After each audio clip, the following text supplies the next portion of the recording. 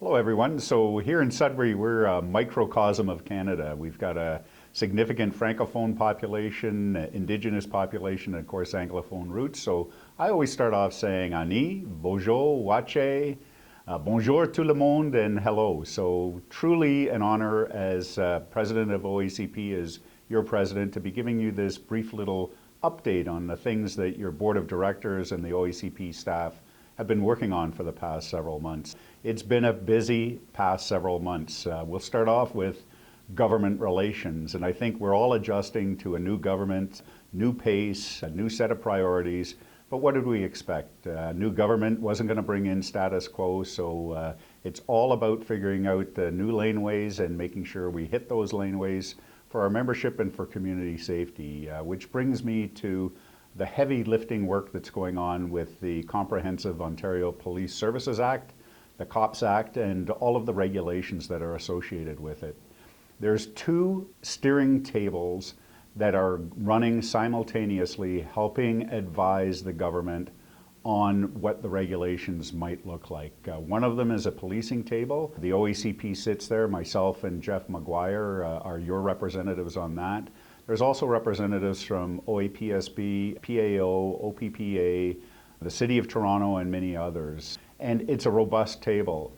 There's another table that's running parallel, and that's a social services table. That table has representatives from mental health and other services in the community that rely heavily on policing services and collaboratively with policing services. So beneath those tables are what are called technical tables or subject matter expert tables. And that's where information flows up to our steering tables, if you will, and helps us decide and inform the government on what the future regulations should look like. And those technical tables include things like general criminal investigations, general patrol, rapid response, conflict of interest, and discipline. Those are the types of things that are being looked at the technical tables and the types of information that come up to us. I'll say this, we're well represented at the OACP level on the technical tables, but we can always use help. So if there's anybody out there that thinks they have somebody that could help inform the regulations, please let us know. We're being supported by the police legal advisors, and thanks very much to the work that they do, helping us with the legal nuances of code of conduct and discipline. The other piece with respect to government, of course, is provincial funding, and something that I can tell you, I've had direct conversations with the Solicitor General and direct conversations with the Premier of the province with respect to the needs across the province, and that funding has to be fair and equitable across the province. And that's not to suggest that there aren't urgent provincial priorities in some of our urban areas. We can see that from the headlines, and we know that from our counterparts, but it's also us putting a voice in as OACP that says, remember the rest of us. Most of us will have heard already about the local priorities funding from the former PEM grants and received 75% or up to 75% of our former funding from that. Candidly, we're still waiting to hear the answers with respect to the remaining 25% that the province is in competition for. Each of us are trying to get our share of the 25%, and we're waiting to hear from our government about when we can get answers for that portion of funding, knowing that we're all in budget processes right now and it's a challenge. What I can say is the Solicitor General is listening to us, and she's asking for solutions. And if we have any solutions, please bring them forward. We're happy to advocate on your behalf. Okay, continuing with the work we're doing provincially with respect to the Anti-Racism Act, which comes into effect January 1st, 2020. This is legislation that will require all of us to keep race-based data on any persons we interact with respect to use of force reports. And candidly, we're waiting again to hear what is the rollout of that legislation? Is it going to come out exactly on January 1st? And we're in conversations with ministry staff and the Solicitor General with respect to that legislation.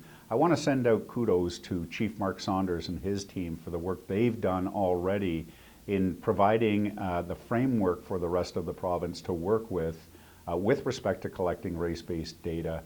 We will, through the OACP, be rolling that out so that we've got something to work with, but candidly, we're waiting for instruction from the government before we move forward on any of that.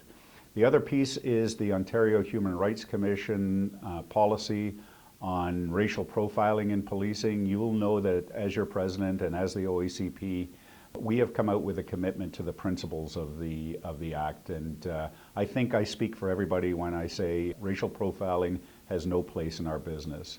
There are also all sorts of recommendations that come with that policy, and in direct conversation with the Chief Commissioner, she understands that there's challenges with those recommendations and is willing to work forward with us on implementing that and work forward with us on training.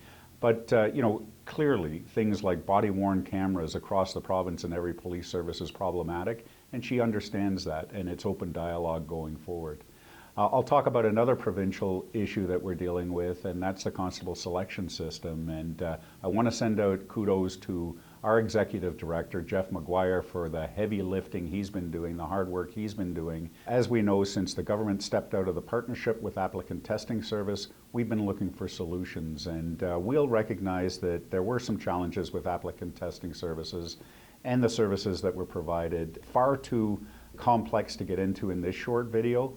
But I think the solutions that we're looking at right now will address some of the issues. A more streamlined process, one that's more cost-effective for the candidates, and one that has academic rigor. Stay tuned, more to come from that. In the meantime, everything that's in place remains in place and continues as we move forward. And then finally, all of our work with MAG, the Jordan decision, scope, e-disclosure, the OACP MOU, understand that there is not one size that fits all in this province, that locally each of us are going to work with our Crown Attorney's office to make sure that the process works for us. And we're continuing to work forward through the Justice Committee to iron out challenges and details as they come your way. The one final thing that continues to be a work in progress for your OACP executive and staff is the Queen's Park Day. And this is something we've done in the past where police leaders across the province get exclusive opportunity to meet directly with the Solicitor General, other MPPs. We had a date scheduled for the fall. For a number of logistical reasons, it fell apart. But we're looking at something in the first quarter of next year. Stay tuned. You'll all be invited, and it looks to be a good day. Thanks again for this opportunity to speak to you directly. Looking forward to continuing to go around the province to the various zone meetings and connect with you. If you have any questions, concerns, either into OACP staff or to me directly, we're here for you.